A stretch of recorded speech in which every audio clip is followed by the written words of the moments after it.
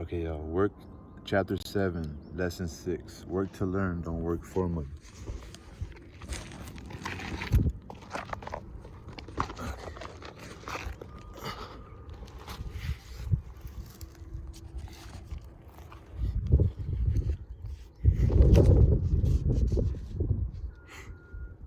Alright, I'm thinking about the coyote.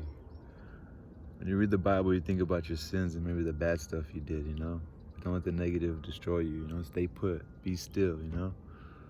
Should I even be reading this book? Because now that I'm faded and I read the Bible and I'm thinking about money and all that shit, maybe it's good money to help people, you know?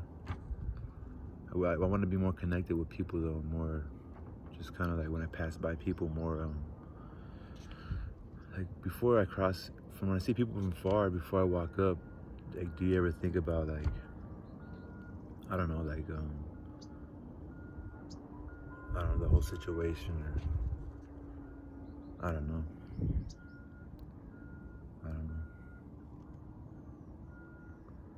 Everything's an image, you know? What kind of image have you created, you know? Chapter 7, Lesson 6.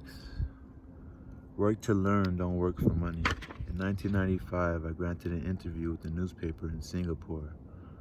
The young female reporter was on time when the interview got underway immediately. We sat in the lobby of a luxurious hotel, sipping coffee and discussing the purpose of my visit to Singapore. I was to share the platform with Zig Ziglar. That's his name, Z-I-G space Z-I-G-L-A-R. He was speaking on motivation, and I was speaking on the secrets of the rich.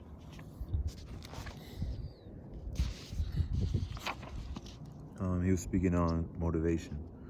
Someday I would like to be a best-selling author like you, she said. I had seen some of the articles she had written for the paper and I was impressed. She had a tough, clear style of writing. Her articles held a reader's interest. My work does not seem to go anywhere, she said quietly. Everyone says that my novels are excellent, but nothing happens, so I keep my job with the paper. At least it pays the bills. Do you have any suggestions? Yes, I do, I said brightly. A friend of mine here in Singapore runs a school that trains people to sell. He runs sales training courses for many of the top corporations here in Singapore. I think attending one of his courses will greatly enhance your career. She stiffened. Are you saying I should go to school to learn to sell? I nodded. You aren't serious, are you? Again, I nodded. What is wrong with that? I was now backpedaling. She was offended by something, and now I was wishing I had not said anything. In my attempt to be helpful, I found myself defending my suggestion. I have a master's degree in English literature. Why would I go to school to be a salesperson? I'm a professional. I went to school to be trained in a profession, so I don't have to be a salesperson. I hate salespeople. All they want is money, so tell me why I should study sales. She was now packing her briefcase forcibly. The interview was over. On the coffee table sat a copy of an earlier best-selling book I wrote. I picked it up as well as the notes she had jotted down on her legal pad. Do you see this? I said, pointing to her notes. She looked down at her notes. What? She said, confused. Again, I pointed deliberately to her notes. On her pad, she written, Robert Kiyosaki, best-selling author. I picked up. On the coffee table sat a copy of an earlier best-selling book I wrote. I picked it up as well as a note she had jotted down on her legal pad. Do you see this? I said, pointing to her notes. She looked down at her notes. What? She said, confused. Again, I pointed deliberately to her notes. On her pad, she had written, Robert Kiyosaki, best-selling author. It says best-selling author, not best writing author. Her eyes widened immediately. I am a terrible writer. You are a great writer. I went to sales school. You have a master's degree. Put them together and you get a best-selling author and a best writing author. You have a master's degree. Put them together and you get a best-selling author. You get a best writing author. Anger flared from her eyes. I'll never stoop so low as to learn how to sell. People like you have no business writing. I'm a professionally trained writer and you are a salesman. It's not fair. The rest of her notes were put away and she hurried out through the large glass doors into the humid Singapore morning. At least she gave me a fair and favorable write-up the next morning. The world is filled with smart, talented, educated, and gifted people. We meet them every day. They are all around us. A few days ago, my car was not running well. I pulled into a garage and the young mechanic had it fixed in just a few minutes. He knew what was wrong by simply listening to the engine. I was amazed. The sad truth is, great talent is not enough. I'm constantly shocked at how little talented people earn. I'm constantly shocked at how little talented people earn. I heard the other day that less than 5% of Americans earn more than 100,000 a year. I met brilliant, highly educated people who earn less than 20,000 a year. A business consultant who specializes in the medical trade was telling me how many doctors, dentists, and chiropractors struggle financially. All this time, I thought that when they educated or when they graduated, the dollars would pour in. They thought it was this business consultant who gave me the phrase, "They are one skill away from great wealth." What this phrase means is that most people need only to learn and master one more skill and their income will jump exponentially. I've mentioned before that financial intelligence is a synergy of accounting, investing, marketing, and law. Marketing, yeah, because it's about knowing the market. Marketing, that's what marketing is, knowing the market. Accounting, financial intelligence. Combine those 4 technical skills and making money with money is easier. When it comes to money, the only skill most people know is to work hard. The classic example of a synergy of skills was that young writer for the newspaper. If she diligently learned the skills of sales and marketing, her income would jump dramatically. If I were her, I would take some courses in advertising, copywriting, as well as sales. Then instead of working in that newspaper, I would seek a job at an advertising agency. Even if it were a cut in pay, she would learn how to communicate in the shortcuts that are used in successful advertising. She also would spend time learning public relations. An important skill, she would learn how to get millions in free publicity. Then at night and on weekends, she could be writing her great novel. When it was finished, she would be better able to sell her book, and in a short while, she could be a best-selling author.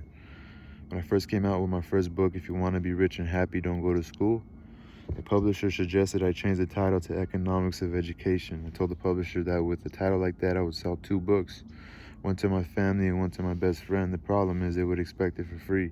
The obnoxious title, If You Want to Be Rich and Happy, Don't Go to School, was chosen because we knew it would get tons of publicity. I'm too pro-education and believe in education reform. Otherwise, why would I continue to press for changing our antiquated educational system?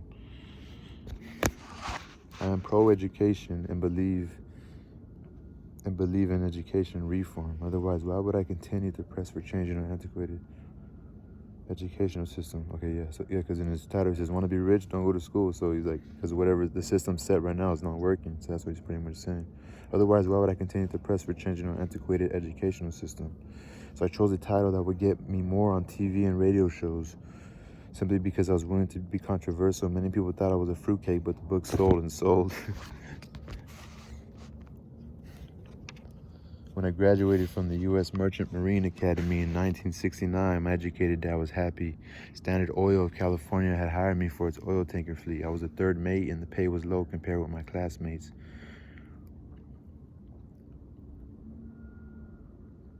But it was okay for a first real job after college. My starting pay was about $42,000 a year, including overtime, and I only had to work for 7 months. I had 5 months of vacation. If I had wanted to, I could have taken the run to Vietnam with a subsidiary shipping company and easily doubled my pay instead of taking the 5 months of vacation. I had a great career ahead of me, yet I resigned after 6 months with the company and joined the Marine Corps to learn how to fly. My educated dad was devastated. Rich dad congratulated me. In school and in the workplace, the popular opinion is the idea of specialization. That is, in order to make more money or get promoted, you need to specialize. That is why medical doctors immediately begin to seek a specialty such as orthopedics and pediatrics. The same is true for accountants, architects, lawyers, pilots, and others. My educated dad believed in the same dogma, and that is why he was thrilled when he eventually achieved his doctorate. He often admitted that schools reward people who study more and more about less and less. Rich dad encouraged me to do exactly the opposite. You want to know a little about a lot, was his suggestion. That is why for years I worked in different areas of his company. For a while, I worked in his accounting department. Although I would probably never have been an accountant, he wanted me to learn via osmosis. Rich dad knew I would pick up jargon and sense of what is important and what is not. I also worked as a busboy and construction worker, as well as sales, reservations, and marketing. He was grooming Mike and me. That's why he insisted we sit in on the meetings with his bankers, lawyers, accountants, and brokers. He wanted us to know a little about every aspect of his empire. When I quit my high-paying job with Standard Oil, my educated dad had a heart-to-heart with me. He was bewildered. He could not understand my decision to resign from a career that offered him pay, great benefits, lots of time off, and opportunity for promotion. When he asked me one evening, "Why did you quit?" I could not explain it to him as much as I tried. My logic did not fit his logic. The big problem was that my logic was my rich dad's logic. Job security meant everything to my educated dad. Learning meant everything to my rich dad. Educated dad thought I went to school to learn to be a ship officer. Rich dad knew that I went to school to study international trade.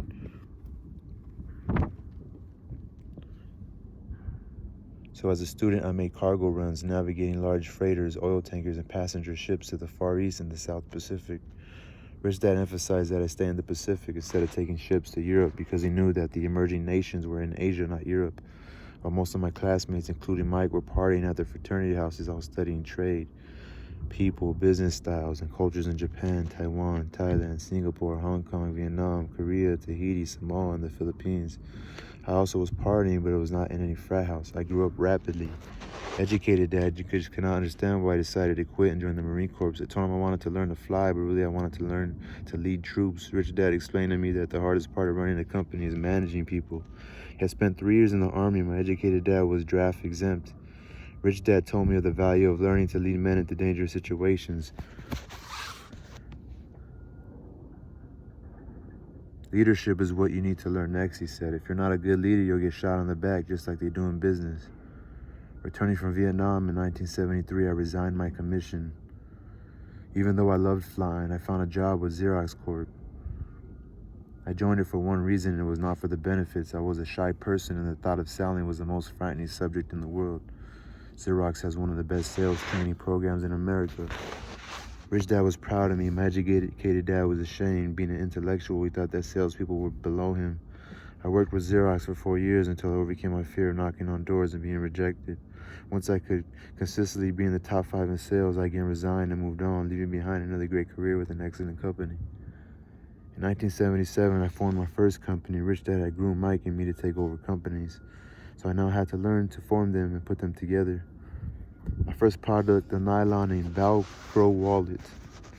So I had to learn from them. In 1977, I formed my first company. Rich dad had groomed Mike and me to take over companies, so I now had to learn to form them and put them together.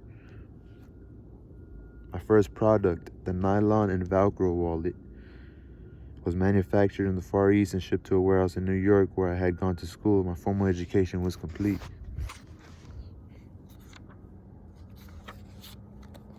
And it was time to test my wings. If I failed, I went broke. Rich dad thought it was best to go broke before 30. He still had time to recover, was his advice. On the eve of my 30th birthday, my first shipment left Korea for New York. Today, I still do business internationally.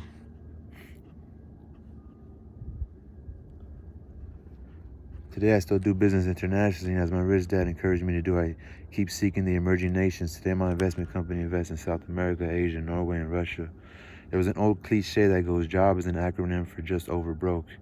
And unfortunately, I would say that the same applies to millions of people because school does not think financial intelligence is an intelligence. Most workers live within their means.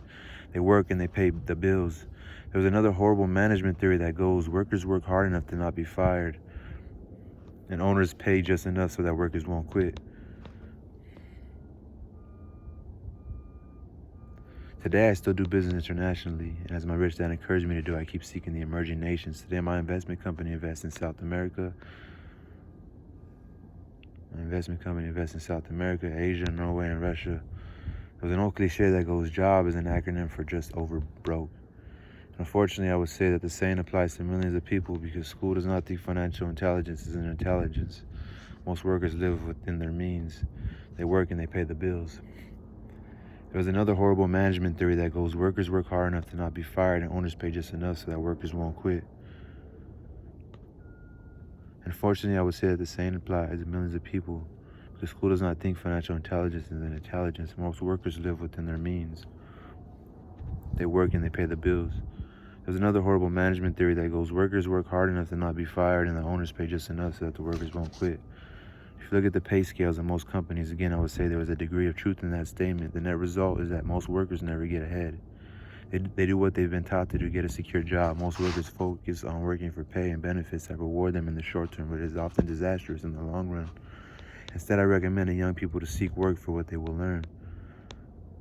more than what they will earn. Look down the road at what skills they want to acquire before choosing a specific profession, before getting trapped in the rat race. Most people are trapped in the lifelong process of bill paying. They become like those little hamsters running around on those little metal wheels. Their little furry legs are spinning furiously. The wheel is turning furiously, but come tomorrow morning, they will still be in the same cage. Great job. In the movie Jerry Maguire, starring Tom Cruise, there are many great one-liners. Probably the most memorable is "Show me the money." But there was one line I thought most truthful. It comes from the scene where Tom Cruise is leaving the firm. He has just been fired and he's asking the entire company, "Who wants to come with me?"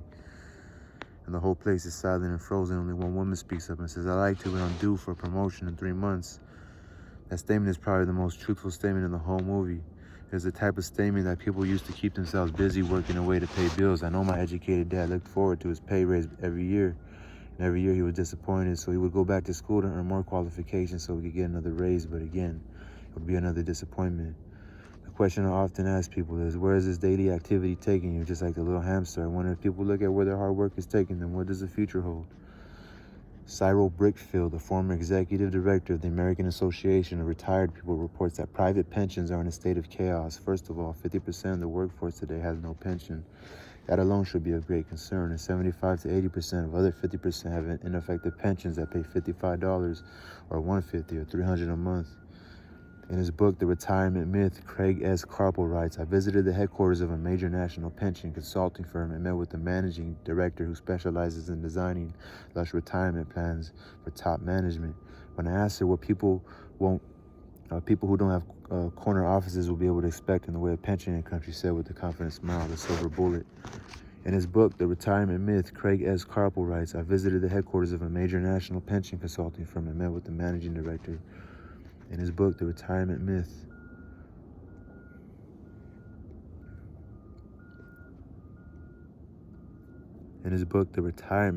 Craig S. Carpel writes, "I visited the headquarters of a major national pension consulting firm and met with the managing director who specializes in designing lush retirement plans for top management. When I asked her what people who don't have corner offices will be able to expect in the way of a pension income, she said with a confident smile, the silver bullet."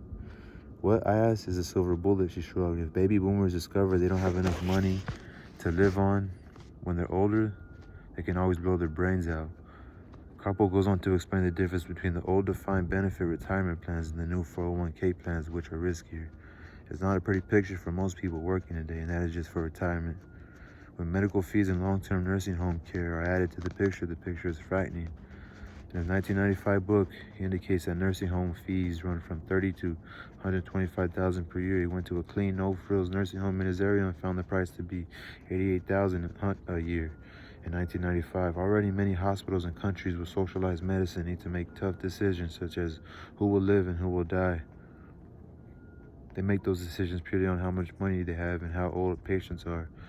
If the patient is old, they will often give the medical care to someone younger. The older poor patient gets to put back to the back of the line. So just as the rich can afford better education, the rich will be able to keep themselves alive, while those who have little wealth will die. So I wonder, are workers looking into the future or just until their next paycheck, never questioning where they are headed? When I speak to adults who want to earn more money, I always recommend the same thing. I suggest taking a long view of their life. Instead of simply working for the money and security, which I admit are important, I suggest they take a second job that will teach them a second skill. Often I recommend joining a network marketing company, also called multi-level marketing, if they want to learn sales skills. Some of these companies have excellent training programs that help people get over their fear of failure and rejection, which are the main reasons people are unsuccessful. Education is more valuable than money in the long run. When I offer this suggestion, I often hear in response, "Oh, that is too much hassle, or I want to do what I am interested in. I only want to do what I'm interested in."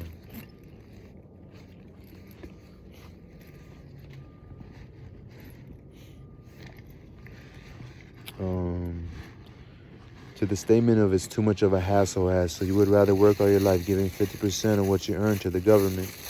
To the other statement, "I only do what I'm interested in," I say, "I'm not interested in going to the gym, but I go because I want to feel better and live longer." Unfortunately, there is some truth to the old statement, "You can't teach an old dog new tricks."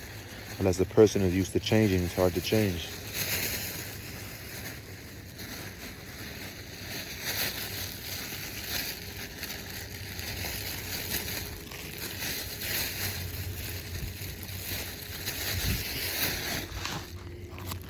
next paycheck, never questioning where they are headed. When I speak to adults who want to earn more money, I always recommend the same thing.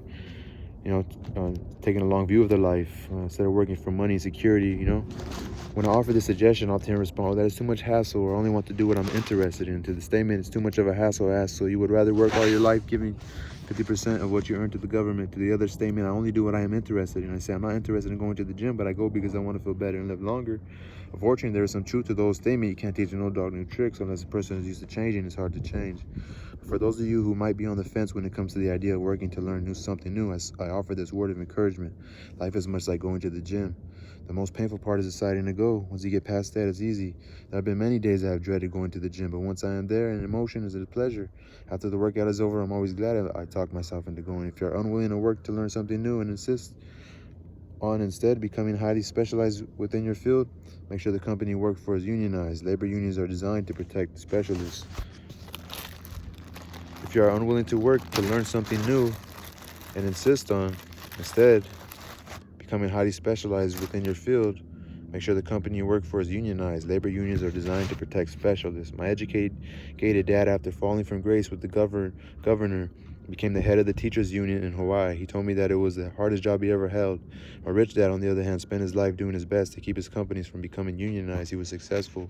Although the unions came close, rich dad was always able to fight them off. Personally, I take no sides because I see the need for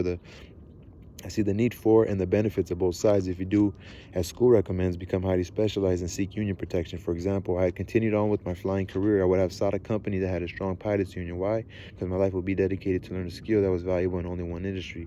If I pushed out of that industry, my life skills would not be as valuable to another industry. A displaced senior pilot with 100,000 hours of heavy airline transport time, earning 150,000 a year, would have had a hard time finding an equivalent high-paying job in school teaching. Uh,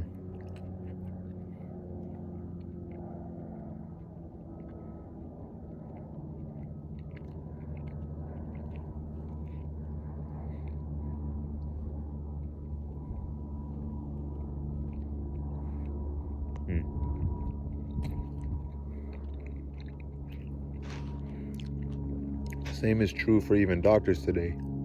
So look, I'll just start from the top. Personally, I take no sides because I can see the need for the benefits of both sides. If you do as school recommends, become highly specialized and seek union protection. For example, if I had continued with my flying career, I would have sought a company that had a strong pilots union. Why? Because my life would be dedicated to learn a skill that was valuable in only one industry. If I were pushed out of that industry, my life skills would not be as valuable to another industry. A displaced senior pilot with 100,000 hours of heavy airline transport time, earning 150,000 a year, would have a hard time finding an equivalent high-paying job in school teaching. The skills do not necessarily transfer from industry to industry because the skills the pilots are paid for in the airline industry are not as important in, say, the school system.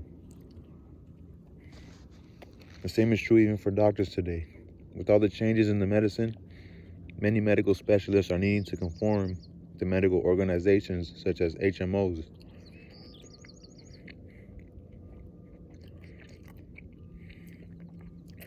School teachers definitely need to be union members. Today in America, the teachers' union is the largest and the richest labor union of all.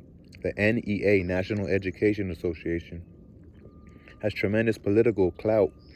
Teachers need the protection of the union because their skills are also of limited value to an industry outside of education. So the rule of thumb is highly specialized,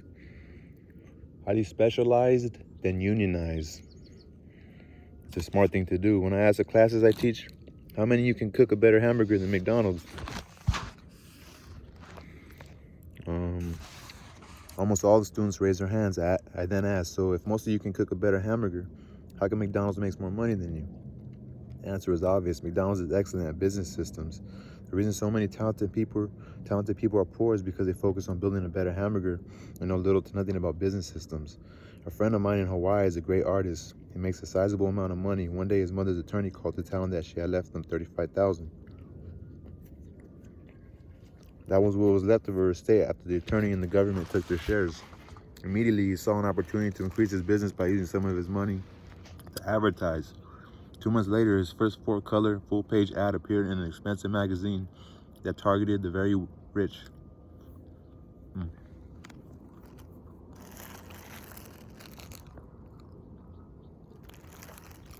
Okay. The ad ran for 3 months. He received no replies from the ad, and all of his inheritance is now gone. He now wants to sue the magazine for misrepresentation. This is the common case of someone who can build a beautiful hamburger but knows little about business. When I asked him what he learned, his only reply was that advertising salespeople are crooks. I then asked him if he would be willing to take a course in sales and a course in direct marketing. His reply, I don't have the time and I don't want to waste my money. The world is filled with talented people. All too often, they're poor or struggle financially or earn less than they are capable of, not because of what they know, but because of what they do not know. They focus on perfecting their skills at building a better hamburger rather than the skills of selling and delivering the hamburger. Maybe McDonald's does not make the best hamburger, but they are the best at selling and delivering a basic, average burger. Poor Dad wanted me to specialize. That was his view on how to be paid more, even after being told by the governor of Hawaii and he could no longer work in state government. My educated dad continued to encourage me to get specialized. Educated Dad then took up the cause of the teachers union, campaigning for further protection and benefits for these highly skilled and educated professionals. We argued often, but I know he never agreed that over-specialization is what caused the need for the union protection. He never understood that the more specialized you become, the more you are trapped and dependent on that specialty.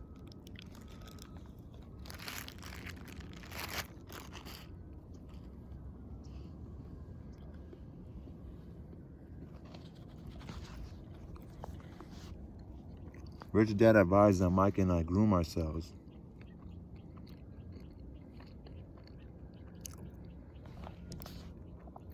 Many corporations do the same thing. They find a young, bright student out of business school and begin grooming that person to someday take over the company.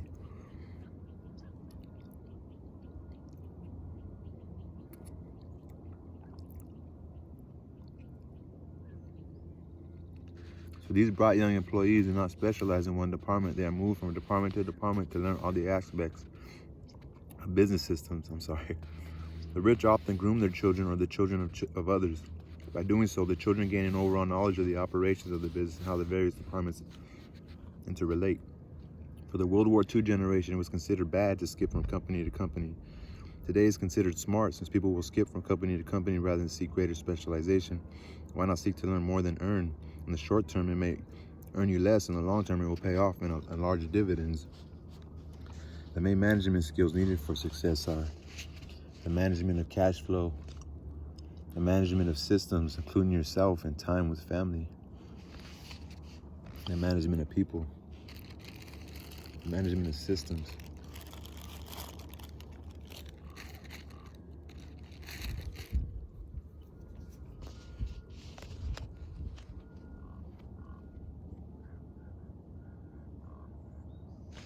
Oh shit, let me